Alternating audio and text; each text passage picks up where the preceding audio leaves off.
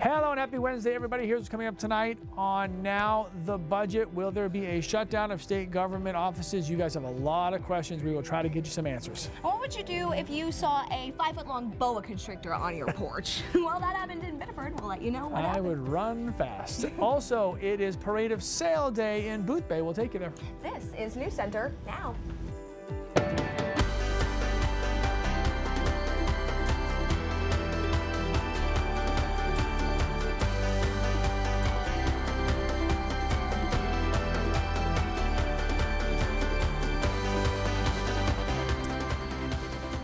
Happy Slithery Wednesday, everybody. I'm Lee Goldberg. And I'm Jessica Gagne in for Amanda Hill. So, Lee, how do you feel about snakes?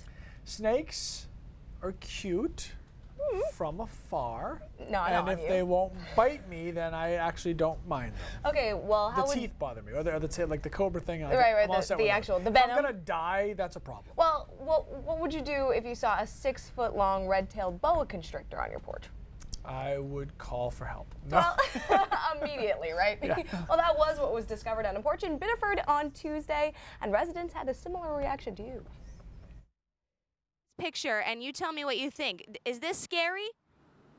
No. The people who own this porch on High Street had a different reaction, calling in animal control when they discovered this boa constrictor curled up in front of their door. I would run back in my house and I probably would never go back outside. For parents playing with their kids just a few blocks away, the thought of a snake of that size on the loose is scary. Definitely makes me keep my eyes open more now. I feel like people who have pet snakes should be more responsible. Animal control captured the snake, which is legal to own in the city of Biddeford, and transported it to the Animal Welfare Society. Staff members there say its owners have since showed up and brought the boa home. Those who live in the neighborhood where the snake was found hope it won't slither by again anytime soon. I'm pregnant, you know, my brother and his girl bring the dog by, and I just feel like, you know, if that was to come over here and get one of them, that'd be pretty awful.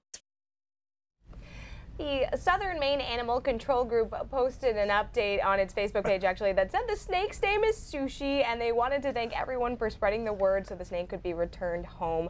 Now, obviously, this was a story a lot of people were talking about online, and most of them have a similar bah reaction that you did. The general consensus was nope.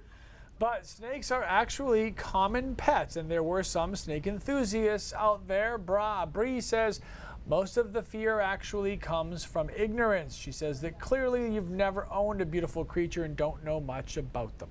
And Kristen says she's not even afraid of snakes, but she would be horrified to find a boa on her front porch, like many of us would be. All right, so you might not feel the charm of snakes, but a lot of them are actually legal as pets in our state, including the red-tailed boa, which is the one that was found in Biddeford. There's also a whole list of pythons that are allowed in our state, including the spotted python and the wonderfully named blood python. Sounds scary, but it's allowed. But there are also a few snakes that are definitely not allowed as pets in Maine, including the Texas indigo snake and the Madagascar ground boa.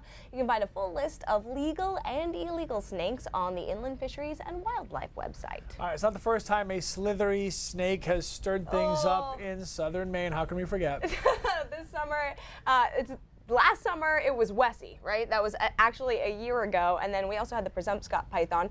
Rumors of a 10-foot snake on the loose abound after a snake skin was found in Westbrook. That was Wessie's snake skin. But wildlife officials say they were never able to confirm that the snake was real or if the skin that was planted was a hoax. But today on Facebook, you guys were all wondering the same things. Could the new red-tailed boa be the real Wessie? Helen says, did Wessie have a kid?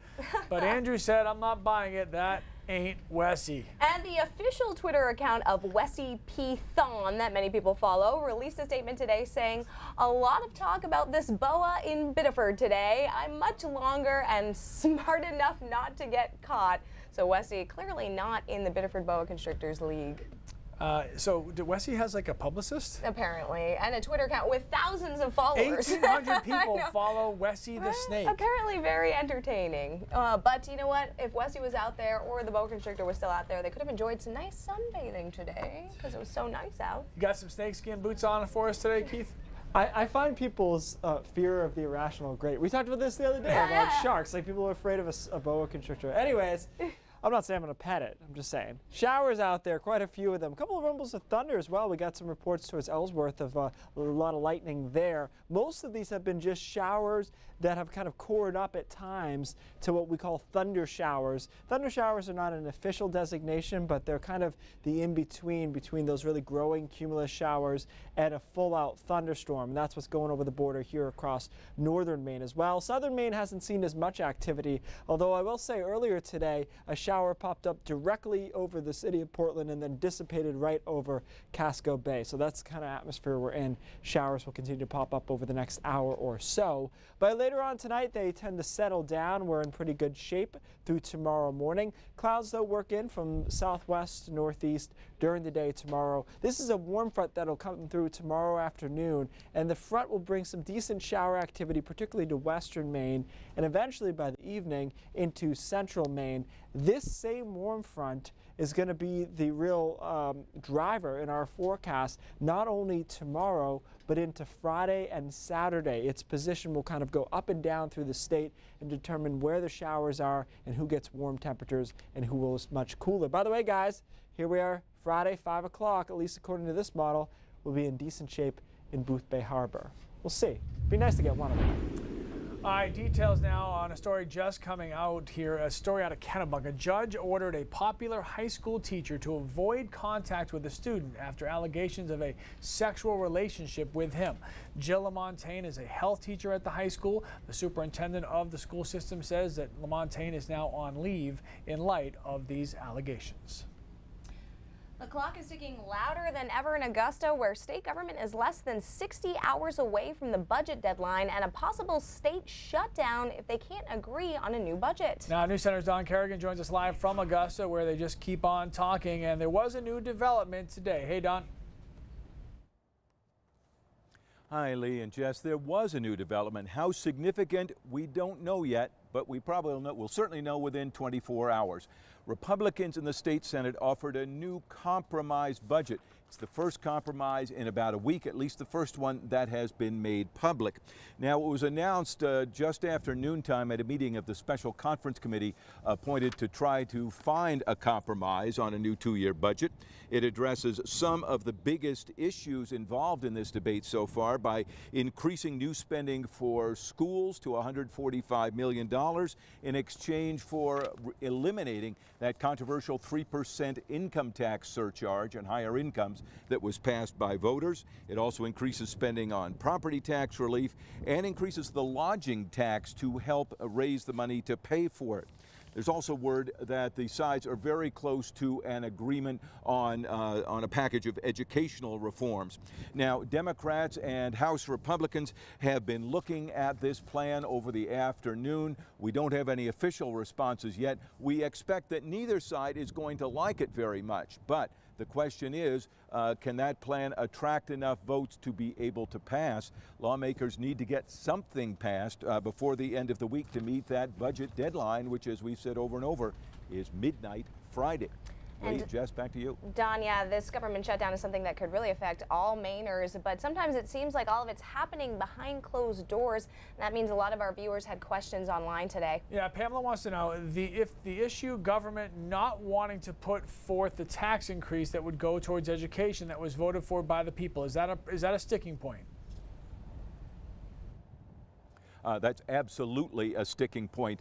Republicans and even a few Democrats have said that 3% tax surcharge on higher incomes is bad for Maine's economy, that it could drive some higher income residents and even business owners out of the state, make it hard to attract more.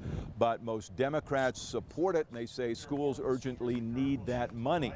So the debate has been how much increased spending for education will Republicans provide in order to compensate for eliminating that 3% tax, which was projected to raise $320 million. That's been the key part of this debate. Not the only part, but the key. Okay, now we have another question from Michelle. She's asking, how will the shutdown impact home health care agencies who provide care to the elderly and disabled community? Don't know specifically. Those people normally are not state employees, so we presume they would not be put out of work. We don't have a firm answer from the LePage administration yet about that, but normally those people are employed by private contractors who then bill the state for those services that are then reimbursed to them with money from the Medicaid program. We presume those people would continue working and offering those services, then the bills would be put in.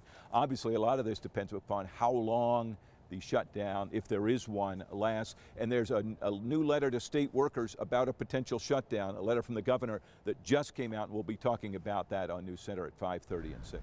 All right, Don Kerrigan's had a sleeping bag up in Augusta all week long, so thank you very much for your time. We appreciate it, and keep up the great work. Still to come on now, is there enough alcohol in kombucha to get you drunk? The Verify team will look into it and get us the truth.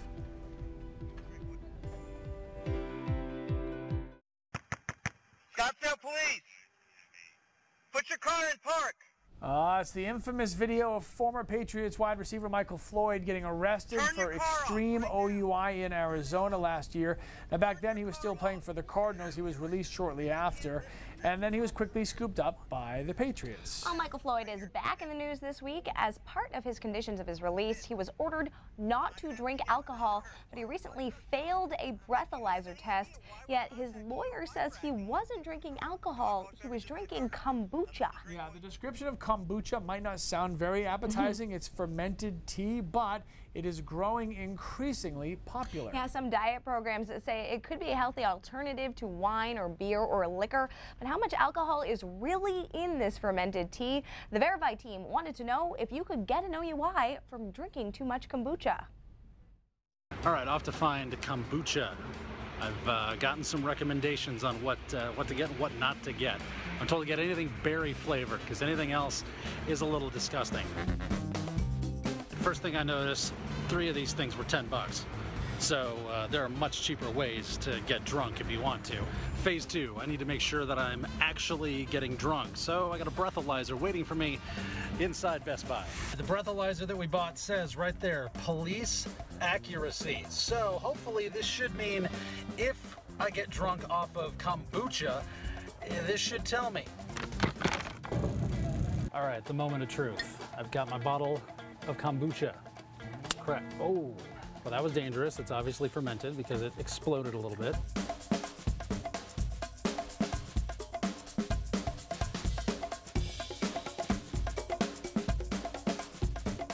There's naturally occurring alcohol in the kombucha.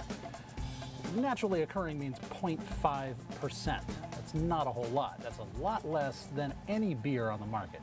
Take a deep breath. And the verdict is real 0.01. 2. That's kind of amazing. Oh, no, I don't think I can get drunk enough to like this. Maybe the other flavors. Here, I got strawberry serenity and guava goddess.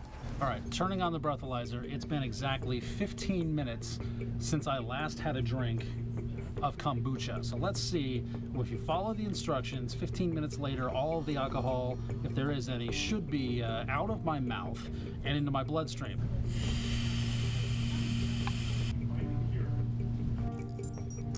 There we go. 0.000. So if Michael Floyd had taken a drink right before he took a breathalyzer test, yes, he probably would have blown a little bit of alcohol into this.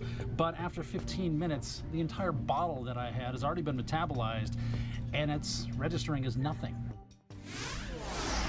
So there you have it. Now, while Michael Floyd was not re-signed by the Patriots, he is now with the Minnesota Vikings. Now, whether or not it's scientifically possible, some celebs have been known to blame kombucha for their blood alcohol content. Lindsay Lohan said she drank kombucha, not alcohol, in 2011 when she was also banned from drinking. Are some people fans? Yeah, we do have Bobby, who says that the Urban Farm Fermentory makes lovely Portland-made kombucha. Oh, shout out to there local. You go. I guess it's a thing. All right. Maine's shipbuilding heritage on full display this afternoon. We will take you to the Windjammer days after the break. And Keith Carson will be back with your full forecast. It's like going back in time. Today off the coast of Maine, magnificent windjammers filled the water off Booth Bay Harbor. This is the Parade of Sails, part of the Windjammer Days. Each year, these tall ships pull into port for the celebration of Booth Bay Harbor's shipbuilding heritage. It's also the arrival of tourist season. We caught up with a group from Philly that said they wouldn't miss it. But it also gives you that sense of history about how this used to be the way you got around. Yeah, and to see all the other tall ships all around us too, you can almost imagine being back in 100 years. Windjammer Days runs through July 1st. We will be in Booth Bay Harbor this Friday. Now hits the road. We'll show you some of the incredible sights and sounds of the Mid-Coast region. That is Friday at 5, where the weather is looking up. We've been going in the right direction. I mean, on Monday we had trouble, and now we're at Wednesday and it looks better. We're looking in the right direction. Those are cool ships. Aren't they? I always think that in the future, people will look back at the way we traveled and said, I can't believe it took them 9 hours to get to Paris. So, right, we look back at the way people used to travel and say, wow, it took them months to get across the Atlantic. Or maybe it'll be cool because it'll be vintage, so people will be going back on the ships. Yeah, like record retro. players. I love it. In any event, weather. I don't know how I'm going to get from here to there, but that's okay. Showers out there popping up, maybe a few more than the small scale models indicated. And a couple of these have had lightning as they've moved towards the coastline and into the mountains as well. Have seen reports of very, very small hail in some of our northern mountains. You can see right there a little flash of lightning. These are kind of, again, kind of coring up at times, so going from maybe deeper rain showers to quickly flashing a little lightning and then going right back down. It's a signal of a very convective environment, something you see a lot in Florida and through the Carolinas sometimes. Not as much in Maine. You can see them dying out though across southern Maine. I think we're good here. The showers though will continue in the mid-coast and down east for the next couple of hours before they settle down tonight. So there's that disturbance. It moves offshore. Warm front moves in tomorrow. It actually holds off probably until the afternoon for a lot of us as far as rain goes, but it moves in from the west and then moves northeastward. Then this front is a pain for us for a couple of days. On Friday, it's kind of moving around, giving us showers in the morning, and then again a chance of showers in the afternoon. By no means, though, is Friday a washout. On Saturday, now we've got the front here over the middle part of the state. Showers a better chance here and into northern Maine, where it's warmer down across southern Maine. So you'll see a lot of shower chances in the forecast, but these days are not washouts. Here's tomorrow with the rain moving in from southwest to northeast. Everybody gets in on some showers overnight in through Friday morning, and then you'll see how we've got some sunshine and a few showers popping up on Friday afternoon. And then Saturday, a better chance of showers over the middle part of the state and a huge temperature contrast. We'll be redrawing the exact line here, but this warm front will be stalled out somewhere over Maine on Saturday, and it is definitely conceivable that Caribou will be around 58 for a high, Concord 91, Sanford 88, even by Maine standards. That's a little wacky. Here's your chance of precipitation graphic here, which I think is very important in this stretch of weather. You can see that you escalate your chances on Saturday and Sunday morning before we clear out Sunday afternoon. Monday and Tuesday, though, at this point are looking good. We don't have time for that graphic. I don't know why I even put it in there. At this point, Monday and Tuesday are looking good. I think if we can nail out, say, from Sunday afternoon through Tuesday afternoon, people will be happy. Did everybody see 100% chance of America? 100% chance of America on Tuesday. There it is. And I do think, like I said, that we look like we're in good shape for Tuesday. So that's big. Good, because I will be out watching some fireworks, I'm pretty sure. Yes, I'm not a fireworks guy, but really? I'm an outdoor grilly kind of guy. So. My dogs are not fireworks. They don't like the kind of people. Loud. They not do not like. Yeah, so I understand that. One of my least favorite days just because of that. How about your I have to deal with that. 19 children? Are they? Oh no, they're older now. Yeah, so. but I'm working, so it's okay. I'll be here while y'all do whatever you do. All right, thank you, All right, Keith. so here's not exactly breaking news. High blood pressure, high cholesterol, cigarette smoking, all of those raise the risk for heart disease for everybody. But women can have extra heart risks that they may not know about. Health reporter Erica Edwards explains. Gestational diabetes only occurs during pregnancy. Since it's cured when the baby is born, women generally don't think about it ever again. But maybe they should. It's a risk factor for heart disease, a fact lost on many women surveyed recently. The majority of women did not know, for example, that if they had had high blood pressure or diabetes during a pregnancy, which then resolved, put them at subsequent risk later in life for heart disease.